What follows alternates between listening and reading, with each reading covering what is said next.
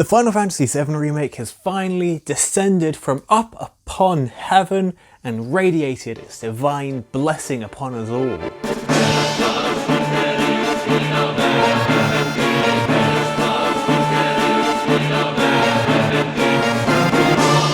It managed to stay so truthful to the original that it felt like everything we'd always ever wanted, since the very conception of man.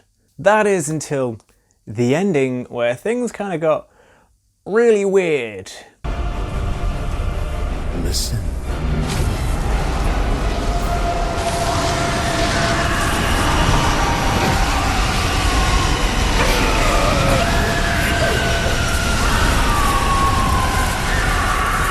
Destiny comes. So, I'm going to be talking about how the Final Fantasy VII Remake was both incredible and upsetting.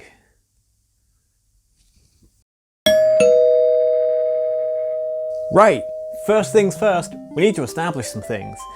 Such as, well, spoilers, obviously for Final Fantasy VII Remake, duh. But also that I'll be talking primarily about the Whispers in this video. They were the weird, sort of semi-hooded, ethereal creatures that kind of float around, they're all ominous, and we don't really find out anything about them. They just kind of show up, and we only find out what they are much later in the game, when Red 13 says, Whispers. Perhaps best described as arbiters of fate. They are drawn to those who attempt to alter destiny's course and ensure they do not. And then everyone looks at the talking cat dog and goes, yeah, makes sense to me. Thank you, talking cat dog. I'm not a rat dog. This eventually culminates in a giant fight at the end of the game against this big, horrible monster and defying fate and all that sort of standard JRPG nonsense that's all the rage today. And I don't know, this may not surprise you, but that didn't originally happen in Final Fantasy VII that I remember. Well, the talking cat dog did. He's great. Lab rat dog. Fans are upset, angry, confused, and filled with so many emotions that they just don't know how to deal with this. But, hear me out now. What if this is actually really, really good? While playing through the Final Fantasy VII Remake, you get these constant snippets and shots and bits and pieces of events to come, in a way that, well, when I saw them, I was like, whoa, spoilers? Although admittedly Final Fantasy VII has been out for 23 years, and I've spoiled things that have been out for less time. Snape kills Dumbledore, but still, constant hints at the Nibelheim incident, scenes of Zack's last stand, Aerith's materia dropping down the steps in the City of the Ancients after she dies. But then also, you know, things like Meteor landing and destroying the heck out of Midgar. So many bits and pieces that we wouldn't really know would happen at this point. A lot of these feel like the best of moments from Final Fantasy VII, and it's like the developers going like, hey, look forward to these hot events when they happen, because ho ho, we're super psyched. But also, they're not. It's explained that these are like visions of fate and destiny and what the planet has planned for everyone, and everyone else is just along for the ride, y'all, because let's be honest, the events have been set in stone, and the Whispers are purely there as guiding hands to make sure events happen according to the planet's great plan. But that's it, don't you see? The Whispers, they're us. Or more specifically, the Final Fantasy VII players who have played Final Fantasy VII before. They're the people who already know what's going to happen. They're the ones that know exactly how the story goes. From Midgar to Calm, to the Mithril Cave, to Junon, to Costa del Sol, to Mount Coral, to North Coral, to Gold Saucer, to Cosmo Canyon, to Nibelheim, and so on, to the Rocket Town, and I know all this from memory, please kill me. They're everyone backseat designing these remakes, making sure that all the story beats we know and love happen exactly the same way as we remember them, just now looking nicer. You know, the planet's fate, as it were. Aerith didn't fall here, she fell here after being shot at. That's how it happened. It's far too early to learn about Cloud's actual identity. Sorry, Hojo, you're gonna be taken out back and shot. Where are you taking me? Imagine with me, for a moment, that they removed the Whispers. The Whispers weren't in the game. Aerith fell down at this point instead of the original point, and then like Hojo reveals Cloud's secret identity. Cloud doesn't have to go on the bombing run to Sector 5 because Jessie and Wedge are perfectly fine. There would be reams and reams of angry comments and angry videos, all complaining that this is how that happened. And that's what these Whispers are doing actively in real time in the game. When they're talking about the fate of the planet, they're talking in a meta-narrative sense. Like, the story has been written.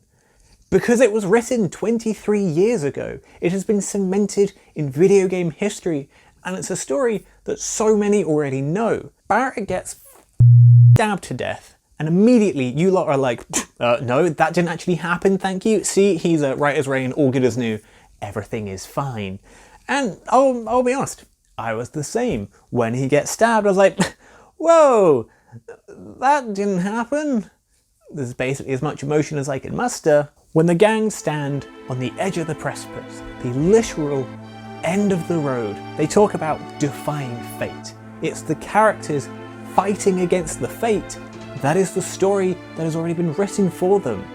The creators of the remake are telling you, the fan, the player, that the story changes here. Everything you knew about Final Fantasy VII, it literally ends here, at the end of the road.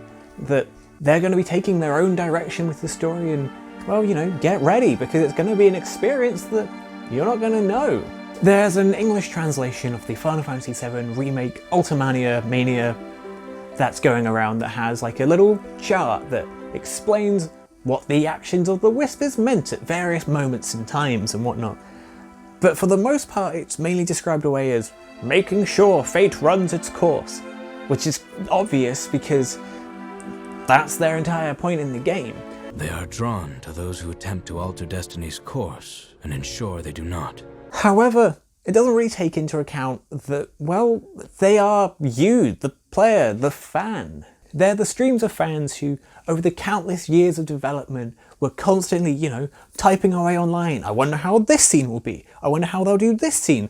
The gathering swarm around Midgar in the finale moment isn't just them, the Whispers, you know, making sure fate runs its course and blah blah blah, but it's all the fans who knew that the first game, the remake of the remake, ends just at the edge of Midgar. It's everyone anticipating and watching this pivotal, famous scene of making sure it runs its course properly, which is, you know, a motorbike escape whilst everyone else crammed into a weird, dinky, tiny truck.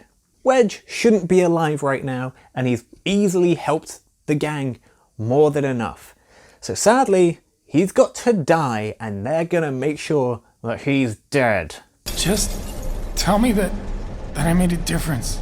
Sure, it's a bit odd that there were no Whispers gathering around when, well, Cloud was dancing around and getting into a dress.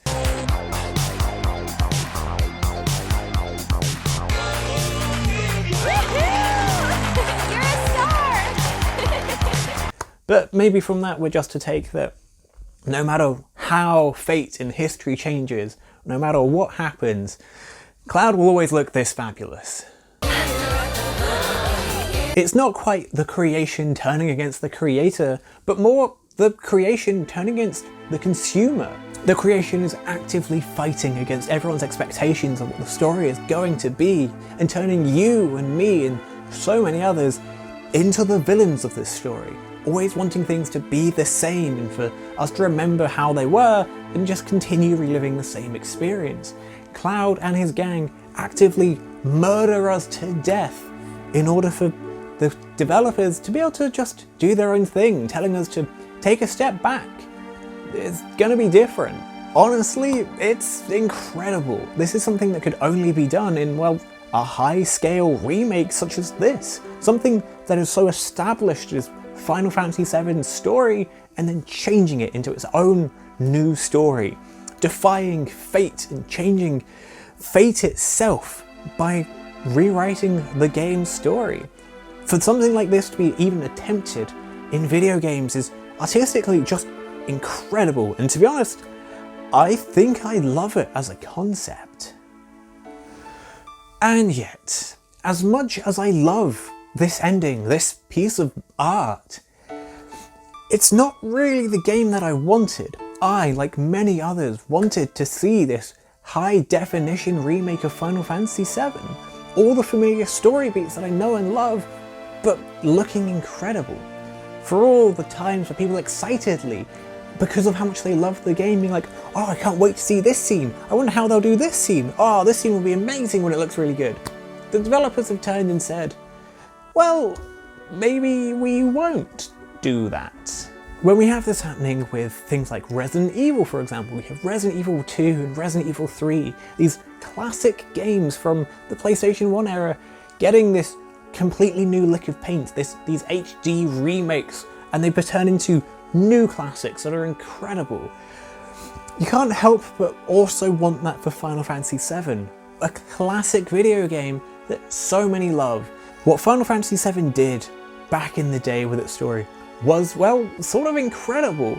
The killing of Aerith, one of your main party members who'd been in your party basically since the start and who you believed was basically the only saving grace for the entire planet, she dies midway through the game, and it's incredible. Cloud's identity being revealed to be like fake is incredible and comes so like at the very late into the game, the start of the last third. And it means that if you were to ever replay the game, you get all these tiny bits of narrative points and get to see them in a brand new light that adds so much layering to the game on the second playthrough. It's incredible. This massive globe-trotting adventure with a singular focus of chasing down Sephiroth and fighting Shinra. It was just great. Yes, the original game still exists, but also the original game looks like this, which isn't necessarily bad, it just is less likely that people are going to go back and play the PlayStation 1 version of Final Fantasy VII after the Final Fantasy VII Remake, which isn't necessarily bad, but it's just kind of almost sad. But then, does that just make me just as bad as everyone else? Does that make me one of the Whispers, wanting things to stay the exact same and just relive old memories over and over again? New ideas are forbidden and just give me that hot hit of nostalgia instead. The giant monster at the end, the amalgamation of all the Whispers just pushing back against the changing of fate. It's this video, every article that's talking about the changing of the ending and how they want it to be the different and wanting it the same, and every complaint, every written comment and everything. It's us, it's this, it's that. And to be honest, we all then helped Cloud destroy it, and ultimately by doing so, changed fate. If you didn't want to change fate, then you simply should have lost against the giant Whisper. Well, yes, I would love to see this game that I remember from my childhood so fondly, this iconic piece of my history that formed me into the man-child I am today. I'd love to see it remade in glorious HD and remastered into something that would be able to be modern and wonderful for everyone to experience all over again. Instead, we have this. The unknown's journey continues. And as much as I enjoy and love what they've done with the ending and everything, given like recent performances by Tetsuya Nomura and JRPGs in general, I can't help but feel just a little trepidation at how this well-established and wonderful story might change once fate has been defied, such as characters who are meant to be dead for iconic reasons suddenly being alive. Oh god. Ooh, look, it's me, I'm a Whisper, because to be honest, at the end of the day, I'm just a butthurt nerd, right? That's what all the Whispers are. Ho ho! Hey, if you liked what you saw, or have any other thoughts about the ending of Final Fantasy VII The Remake, why don't you let me know down below in the comments or what have you, or even like, or comment, or subscribe. There's the things that people do.